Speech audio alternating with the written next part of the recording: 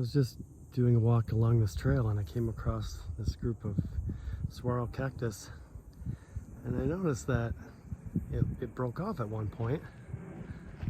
And kind of cool though, it's not that top part is cut off, it actually started growing from that broken spot times two. And it's pretty cool. It kind of got me to thinking about growth and how everything that's put in our path, even if something that feels like it's going to kill us, we can grow from it. And this reminds me of my past. The vast majority of my life, just so many things, both figuratively and literally, almost killed me. There are a few times when I look back, I'm like, I should have been dead. And then there were other times when I just felt like I wanted to die. Like literally, it wasn't just one of those old poor me things, like I just couldn't go on anymore. But then there were, the only thing I can describe as being divine intervention, that I didn't end it. God's grace is so unimaginably powerful and beautiful. He's constantly forgiving us, constantly wanting us to seek Him out. He keeps giving us chance after chance after chance. Just like the story of King David.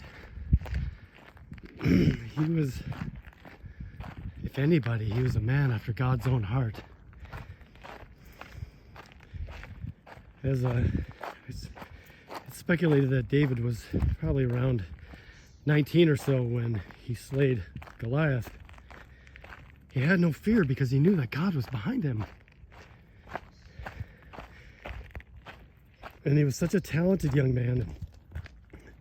Played the harp beautifully, and so beautifully that it just stopped people in their tracks. But then, as he grew, he kept proving himself to God more and more and more. But then, quite a few years after he became king, he was doing things that were pretty displeasing to God. I mean, even adultery. But he was always remorseful. He was always repentant. And a lot of people that don't study the Bible don't really know that most of the, more than half, probably about 3/4 of the Psalms were written by King David. Split between woe is me and absolute praise for him.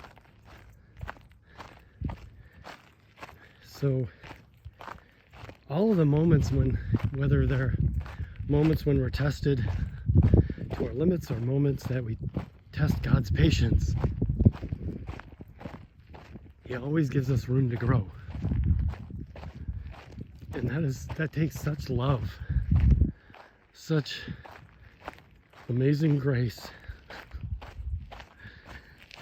that it's just so utterly impossible to put into words that all that I feel and the gratitude for His love and how patient He has been with me my entire life, when He could have just as easily said, forget it, be on your own forever, but He didn't. And we all have that opportunity. We all have, if I can have series of moments that happened to me to make me wake up and I actually stopped and thought, maybe I can't do this on my own. That it never worked in the past.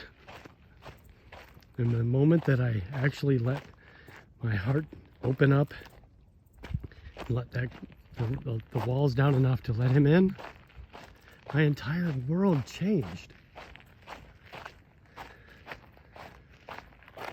And now I see God in every single thing. And again, that's something hard to explain. And people say that, and who knows, if they really feel that or not. But I do. I cannot explain how when you see God in everything and know that his hand has touched everything, you start to realize also that he is part of you. He has changed your heart. He has given you a new heart. The Holy Spirit enters you and helps to guide you in everything and helps you to see with new eyes. He pulls those scales away so that you can see much more clearly. And the more that you stay in his word and the more that you acknowledge him and know that he is there, the more that he shows you. The more that he helps you to understand his love.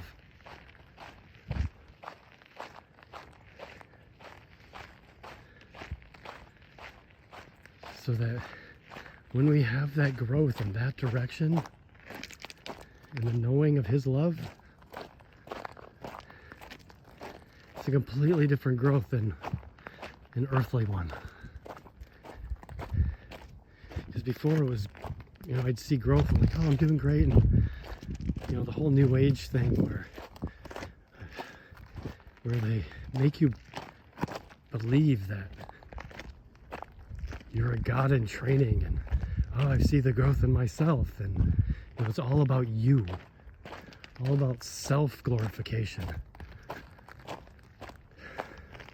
We would be nothing without God. Literally, we would have never existed. But he calls us. He runs after us. We just have to look over our shoulder and say, hey, there you are. Even though he's been in front of us the whole time.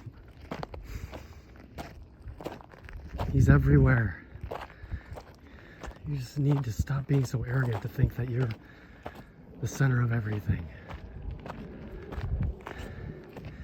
And I can't wait for, not that I'm in a hurry to leave this existence, but I so look forward to the day when I see God's face and I fall flat on my face in awe and wonder of him. Because I already know how in awe I am of him now, and the love that I feel is bursting out of my heart for him. As the song by Mercy Me goes, I can only imagine. And when I do, it brings me to such emotional, I can't even say, I don't even have the words. Let's just suffice to say that it'll be the most magnificent moment that you could ever experience, and I know that.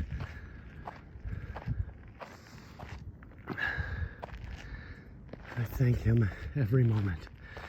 I keep him at the forefront of everything that I do every single day. It's not to say that I'm not perfect or that I'm perfect. It's not to say that I'm not still a sinner, because I am, left and right, up and down, just like every one of us. The best thing we can do is keep him in our hearts and the front of our sights, so we can try to be better and to unlearn the sinful ways that we've learned.